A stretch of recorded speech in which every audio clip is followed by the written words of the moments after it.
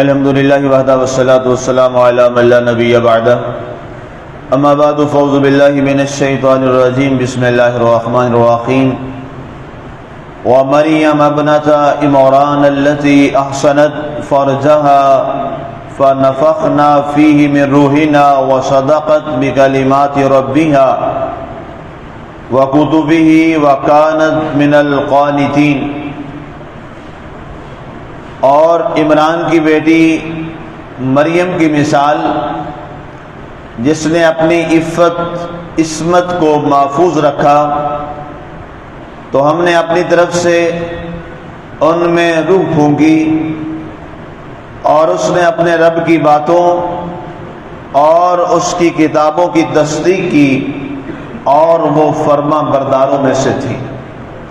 آج ہماری سورہ التحریم کی آیہ مبارکہ نمبر 12 کی تلاوت و ترجمہ کا 12 تک کا اعزاز اور شرف نصیب ہوا، اور الحمدللہ ثم الحمدللہ آج ہماری سورہ التحریم کا ترجمہ اور تفسیر اپنے اختتام کو پہنچی، اور کل انشاءاللہ نئی سورہ مبارکہ اور نئے پارہ 29 سورہ ملک کے ترجمہ اور تفسیر کا آغاز کریں گے۔ سامعین، سورہ تحریم کی یہ آخری جو 12ویں آیہ مبارکہ ہے، اس میں اللہ تعالیٰ نے اپنی ایک بہت ہی پیاری بندی اور اپنے ایک نبی کی صاحبزادی بیٹی حضرت سیدہ طیبہ سیدہ مریم علیہ السلام کا ذکر خیر فرمایا ہے کہ یہ وہ عظیم خاتون تھیں جو کہ بنت عمران کے لقب سے جانی پہچانی جاتی ہیں اور مشہور ہیں، کہ اللہ تعالیٰ نے انہیں انتہائی پاک دامن، پاکیزہ، عصمت والا، عفت والا، اور ہر برائی سے اللہ نے انہیں محفوظ رکھا، اور انہیں بھی ایک بہت بڑی آزمائش سے دوچار ہونا پڑا۔ اس میں کوئی شک نہیں ہے کہ اللہ تعالیٰ نے انہیں نبی کی ماں ہونے کا اعزاز دیا ہے، اور حضرت عیسیٰ روح اللہ علیہ الصلاۃ والسلام کی والدہ صاحبہ ہیں، لیکن اس اعزاز کو حاصل کرنے میں انہیں بڑے امتحان سے گزرنا پڑا۔ اس کی بڑی تفصیل کے ساتھ جو وضاحت ہے وہ سورہ آل عمران میں اس کی تفسیر میں پہلے پڑھا چکا ہوں، بہت پہلے۔ اس میں اشارتاً بتا دیتا ہوں کہ ظاہر ہے ایک کنواری لڑکی ہو، اور کنواری لڑکی کے ہاں بیٹا پیدا ہو جائے تو آپ اندازہ کریں کہ لوگ اس کے بارے میں کیا کیا لفظ استعمال نہیں کرتے ہو۔ کنواری لڑکی کے ہاں ان کی گود میں صاحبزادہ ہوتا ہے، بیٹا ہوتا ہے، تو قرآن پاک میں جہاں لوگوں کے تانوں کا ذکر ہوا ہے کہ لوگوں نے کیا کیا تانے دیے، ان میں سے ایک بہت بڑا تانا انہیں یہ دیا گیا کہ تم تو عمران کی بیٹی ہو، ماں کان ابو کے بغیہ، تیرا باپ تو ایسا نہیں تھا۔ ظاہر ہے اگر کوئی اولاد میں سے کوئی برا کرتا ہے، غلط کرتا ہے، تو سب سے پہلا جو بڑا تانا دیا جاتا ہے وہ ماں باپ کے حوالے سے دیا جاتا ہے کہ تیرے ماں باپ تو ایسے نہیں تھے، تو کہاں سے پیدا ہو گیا۔ اس سے کیا مثال ہوتی ہے آپ سمجھ گئے ہوں گے۔ تو آپ کو یہ تانا بھی دیا گیا، قرآن نے اس کا ذکر بھی کیا ہے، وہاں پہ موجود ہے، یہ قرآن کے الفاظ ہے، ماں کان ابو کے بغیہ، تیرا باپ تو برا نہیں تھا، تیرا باپ تو باقی اس قسم کا بغاوت کرنے والا باقی نہیں تھا، برائی کرنے والا، تو نے یہ کیا کیا، یہ کہاں سے آ گیا یہ بیٹا تیری گود میں۔ لیکن اللہ تعالیٰ نے آپ کو حکم ارشاد فرمایا تھا کہ آپ نے خاموشی کا روزہ رکھ لینا ہے، اور آپ نے کوئی بات کسی کو جواب نہیں دینا، بس جو بھی ہے آپ نے اشارے سے کہنا ہے کہ یہ میرے اللہ تعالیٰ کی طرف سے ہے، باقی کوئی بات پوچھنی ہے تو اس سے پوچھ لو جو پیدا ہوا۔ اب یہ والا جو جواب تھا نا کہ اس سے پوچھ لو جو پوچھنا ہے، اس نے لوگوں کے اعتراضات میں ٹھہراؤ پیدا کر دی۔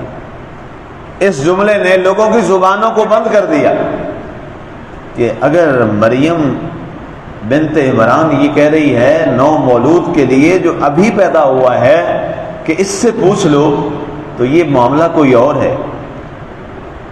پیدا ہونے والا بچہ ڈیلیوری کے بعد تو بچے بات نہیں کرتے، اس کے لیے تو سال لگ جاتے ہیں، پھر جا کے ان کی زبان کھلتی ہے، اور یہ پیدائش کے فوراً بعد ہی کہہ رہی ہے مریم علیہ السلام کہ اس سے پوچھ لو۔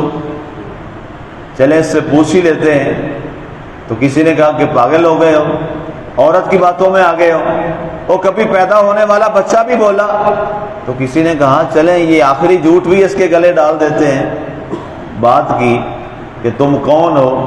تو حضرت عیسیٰ علیہ السلام نے یکلم الناس فی المہد وکہلا، قرآن نے فرمایا کہ وہ پنگھوڑے میں اس نے گفتگو کی، انہوں نے فرمایا انی عبد اللہ و نبی، میں اللہ کا بندہ ہوں اور اللہ کا نبی بنا کے بھیجا گیا۔ اب اس جملے کے بعد یہ امتحان کی گھڑیاں رکی، اور وہ بھی جنہوں نے سنا وہ رکے، باقیوں نے کہا نہیں ہم تو مانتے ہی نہیں، یہ کیسے ہو گیا کہ بچہ بول پڑا پیدا ہونے کے ساتھ۔ لیکن بہرحال ظاہر ہے اللہ کی تدبیر ہی غالب رہتی ہے۔ قرآن میں اللہ ارشاد فرماتا ہے ان اللہ غالب علی امرہ واللہ غالب علی امرہ، الفاظ اس طرح دونوں موجود ہیں کہ اللہ تعالیٰ کی جو تدبیر اور اس کا فیصلہ ہوتا ہے وہی غالب رہتا ہے۔ لوگ بھی اپنی چالیں چلتے ہیں، اللہ ان کی چالوں کا جواب دیتا ہے، لیکن سب سے کامیاب چال اللہ کی ہی ہوتی ہے۔ اللہ نے کافر و منافقوں کے بارے میں فرمایا ماکروا ومکر اللہ واللہ خیر الماکرین، انہوں نے چال چلی اللہ کے خلاف، اللہ نے ان کی چال کا بڑا احسن انداز میں جواب دیا، اور اللہ سب سے بہتر چالوں کا جواب دینے والا ہے۔ اب یہاں اللہ تعالیٰ نے ان کافروں کی اور باقی لوگوں کی جنہوں نے یہ جملے بولے، ان کی ساری تدبیروں کو اللہ تعالیٰ نے عیسیٰ علیہ السلام کے پنگوڑے میں بولنے کے ساتھ ختم فرما دیا۔ لیکن اس میں کوئی شک نہیں ہے کہ سیدہ مریم کے لیے یہ بہت بڑا امتحان تھا علیہ السلام کے لیے۔ تو اب قرآن فرماتا ہے احسنت فرجہا، انہوں نے اپنے شرمگاہ کو پاک رکھا، وہ پاکیزہ تھی۔ فنفخنا فیہ من روحنا، حضرت جبریل علیہ السلام آئے اور ان کے چاکے گریباں میں انہوں نے پھونک ماری۔ یہ بچہ ہوا کیسے؟ انہوں نے آپ کے چاکے گریباں میں پھونک مارا جبریل علیہ السلام نے، تو فوراً آپ کے پیٹ میں ایک بچہ، اس کی امید ہو گئی، اور چند ہی لمحوں کے بعد آپ نے درد ذہ محسوس کیا، اور اس کے بعد وہ بچہ دنیا پہ تشریف لے آئے، وہ بچہ پیدا ہو گیا۔ اللہ فرماتا ہے یہ سارے والا معاملہ کرنا کیا ہے؟ فَنَفَخْنَا فِيهِ مِن رُوحِنَا، یہ ہمارے روح پھونکنے کی طرف سے تھا۔ وَصَدَّقَتْ بِكَلِمَاتِ رَبِّهَا، اور اس نے اپنے رب کی باتوں کی تصدیق کی۔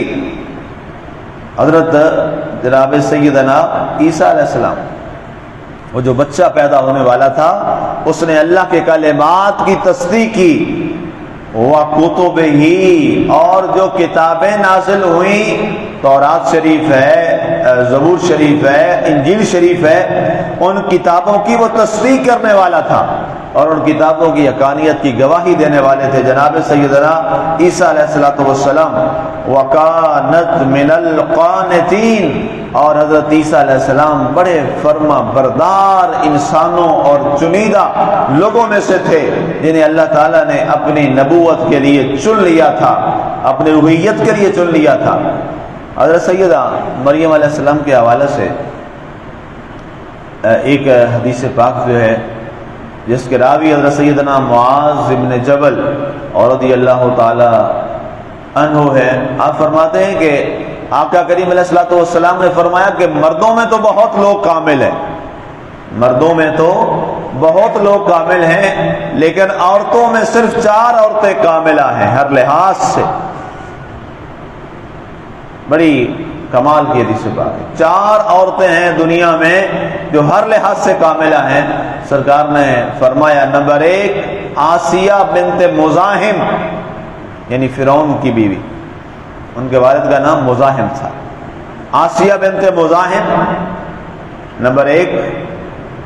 دوسرا نمبر حضرت مریم بنت عمران، جن کا بھی ذکر ہم کر رہے ہیں، عیسیٰ علیہ السلام کی والدہ محترمہ علیہ السلام، نمبر 3 خدیجہ بنت خویلد رسول وسلم کی پہلی زوجہ مبارکہ، سیدہ طیبہ خدیجۃ الکبریٰ رضی اللہ تعالیٰ عنہ۔ آپ کے والد گرامی کا نام رسول وسلم کے سسر علیہ السلام کا نام خویلد ہے، تو فرمایا خدیجہ بنت خویلد، اور چوتھی عورت جو پوری دنیا میں کاملہ ہے وہ سرکار نے فرمایا فاطمہ بنت محمد صلی اللہ علیہ وآلہ وسلم۔ سبحان اللہ، یہ 4 عورتوں کا سرکار نے ذکر فرمایا۔ میں دوبارہ عرض کیے دیتا ہوں، حضرت سیدہ مریم بنت عمران، آسیہ بنت مزاحم، بنت کہتے ہیں بیٹی کو عربی زبان میں، خدیجہ بنت خویلد اور فاطمہ بنت محمد صلی اللہ علیہ وآلہ وبارک وسلم۔ یہ 4 عورتیں ہیں جنہیں ہر لحاظ سے کاملہ کہا گیا، اور اس کے ساتھ ہی پیوستہ الفاظ حدیث پاک کے سرکار نے فرمایا، اور جو عائشہ صدیقہ رضی اللہ تعالیٰ عنہ ہیں ان کو باقی عورتوں پہ ایسی فضیلت ہے جیسے سرید کو باقی کھانوں پر فضیلت حاصل ہے۔ عربیوں میں آج تک یہ کھانا جو ہے یہ بڑا مقبول ہے، سرید۔ سرید یہ ہوتی ہے کہ وہ کیا کرتے تھے کہ کھانا لینا اور اس سالن کے اندر چھوٹے چھوٹے ٹکڑے کر کے کھانے کے، اس کو ریزے کر کے چھوٹے چھوٹے اس کو ساتھ اندر حل کر لیتے تھے، ٹھیک ہے، یہ چوری ٹائپ کی شکل بنا لینی تھی، اس کو وہ سرید کہتے ہیں۔ وہ آج تک یہ کھانا استعمال کرتے ہیں سرید کا۔ تو سرکار کو سرید بڑی پسند تھی۔ سرکار دو عالم صلی اللہ علیہ وسلم اس طرح فرماتے تھے کہ سالن جو تھوڑا وہ ملتا بھی کبھی کبھی تھا، تھوڑا بہت جو سالن ہوتا، اور حضور فرماتے تھے کہ مجھے شوربے والا سالن بہت پسند ہے، شوربہ زیادہ اس میں ہونا چاہیے سالن کے اندر، مجھے وہ بہت زیادہ پسند ہے۔ تو سبحان اللہ، ہمارے پیارے نبی صلی اللہ علیہ وسلم کا ہر عمل ہی کیا خوبصورت، اس کے اندر ایک لاجک ہوتی ہے اور اس کے اندر کیا حکمت ہوتی ہے۔ سرکار تشریف لے گئے تو ایک خاتون سالن بنا رہی تھی، سرکار نے فرمایا اس میں پانی زیادہ کر دو، ہوتے نا لوگ خشک بناتے زیادہ ذائقے دار، حضور نے فرمایا اس میں پانی ڈال دو، اس نے پانی ڈال دیا، سرکار نے فرمایا اور زیادہ پانی ڈال دو، اس نے اور زیادہ پانی ڈال دیا۔ ظاہر ہے جتنا وہ ڈالتے جائیں گے ذرا اس کا ذائقے میں ظاہر کمی تو آتی جاتی ہے۔ سرکار نے فرمایا جب بھی کھانا بناؤ، سالن بناؤ تو اس میں پانی شوربہ زیادہ کر لیا کرو تاکہ زیادہ سے زیادہ لوگوں تک، تمہارے پڑوسیوں تک بھی یہ سالن پہنچ جائے۔ یعنی حضور صلی اللہ علیہ وسلم کیا گروپ لیول تک آ کر اللہ کے نبی صلی اللہ علیہ وسلم نے کیا دین کی تربیت، کیا ہماری تربیت فرمائی ہے، کیا اپنے ماننے والوں کو قیامت تک کے لیے ایک اگر کھانا بن رہا ہے تو کھانے میں بھی کیا لاجک رکھی کہ ایسا کھانا بناؤ جس سے تم صرف اپنا پیٹ نہ بھرو، کسی اور پڑوسی اور غریب کا پیٹ بھی بھر جائے۔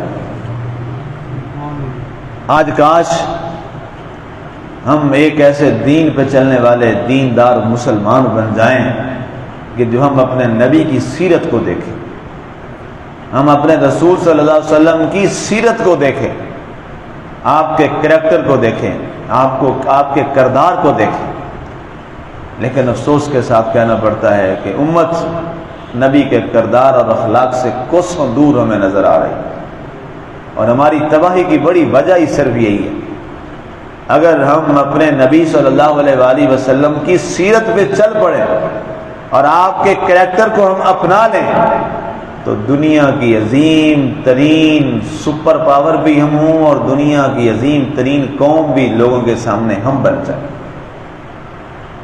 اور اللہ کے نبی صلی اللہ علیہ وسلم کے صحابہ نے بالکل یہی کام کیا۔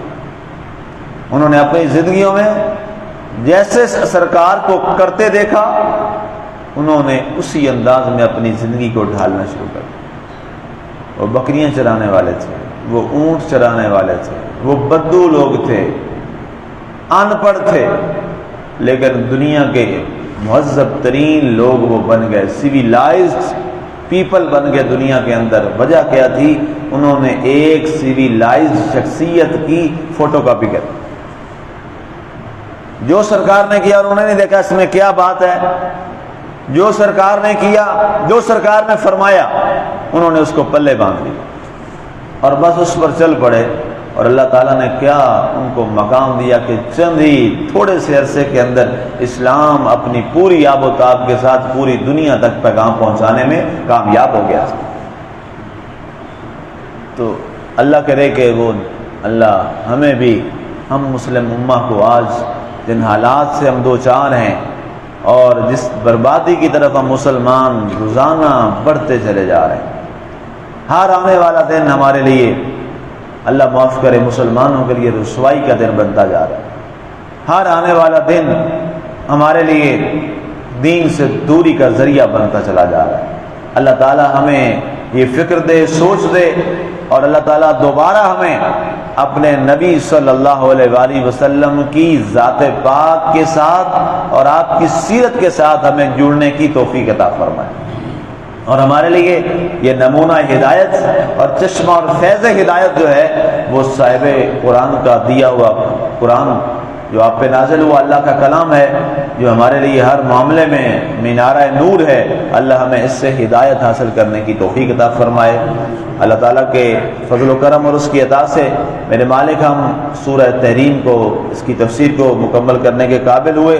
اس میں جو کمی کوتاہی رہے گی اپنے کرم سے معاف فرما، اور جو ہم نے اس میں سیکھا میرے مالک ہمیں اسے یاد رکھ کر اس پر عمل کرنے کی توفیق عطا فرما. اور کل انشاءاللہ بفضل تعالیٰ سورہ ملک شریف کے ترجمہ اور تفسیر کا آغاز کریں گے. آمین. وما علینا الا البلاغ المبین.